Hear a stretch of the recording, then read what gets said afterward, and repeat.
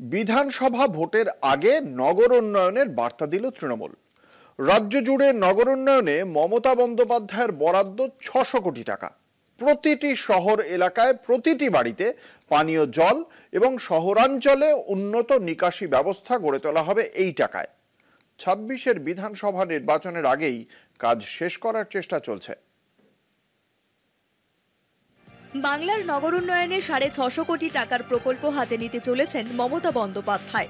সরকারিভাবে বর্ষা বিদায় নেওয়ার পর রাজ্য জুড়ে পরিকাঠামো উন্নয়নের কাজ শুরু হয়েছে।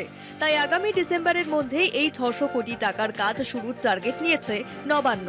প্রশাসন সূত্রে খবর, চলতি মাসের দ্বিতীয় সপ্তাহে এই অর্থ বরাদ্দের বার্তা পুর ও নগর উন্নয়ন দপ্তরে এসেছে। পুরোদমে কাজ শুরু ও শেষ করতে কোনো সময় নষ্ট করা যাবে না বলেও ইতিমধ্যেই জানিয়ে দেওয়া হয়েছে প্রতিটি পুর প্রশাসনকে। ২৬-এর বিধানসভা নির্বাচনের আগেই কাজ শেষ করার চেষ্টা করছে পুর ও নগর উন্নয়ন দপ্তর। পানীয় জল সরবরাহ, উন্নত নিকাশি ব্যবস্থা ও সার্বিক পরিকাঠামো উন্নয়ন।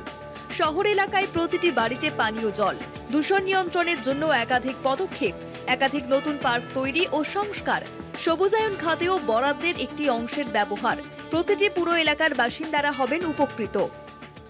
প্রশাসন সূত্রে খবর, পানীয় জল সরবরাহ, উন্নত নিকাশি ব্যবস্থা থেকে শুরু করে সামগ্রিক পরিকাঠামো উন্নয়নে ৬০০ কোটি টাকা বরাদ্দ করেছে রাজ্য।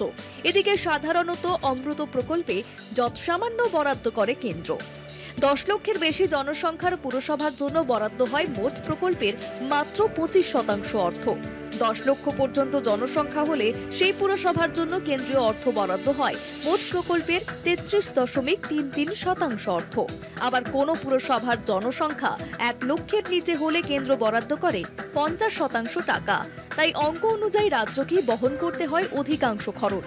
কিছুদিন আগেই নগর উন্নয়ন ক্ষেত্রে রাজ্যের ভূমিকার প্রশংসা করে অমৃত প্রকল্পে ২৫০ কোটি বরাদ্দ করেছে দিল্লি।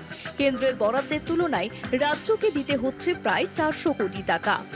কলকাতা টিভি।